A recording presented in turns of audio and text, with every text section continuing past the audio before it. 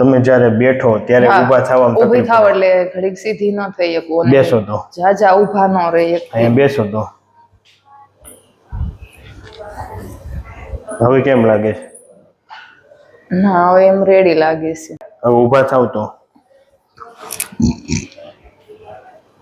Okay okay. બેસો. પછી આમ વાંકા વળો ત્યારે દુખતું હા વાંકા તો હું પોતા તો મારતી જ નહીં.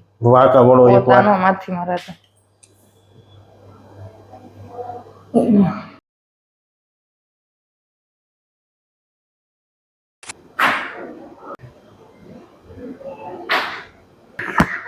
ઊંડો શ્વાસ લો. આવો તો ધ્યાન.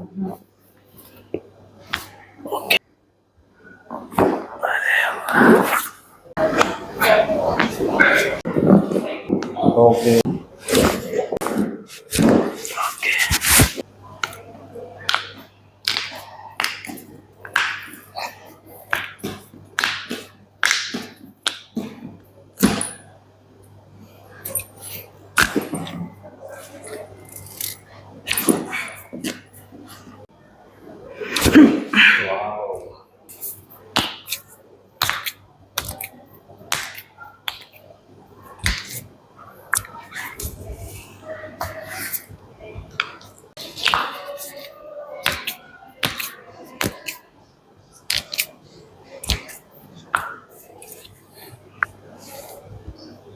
તો મિત્રો આપણી સાથે અત્યારે જયશ્રી માતાજી છે, જેમને પણ ખૂબ તકલીફ હતી. તો આપણે પૂછીએ માતાજી ક્યાંથી આવો અને શું તકલીફ હતી? સુરત થી આવું છું ને કમર અને પગ દુખતો હતો. કેટલા સમય ત્યાં તકલીફ હતી માતાજી? તકલીફ તો હતી.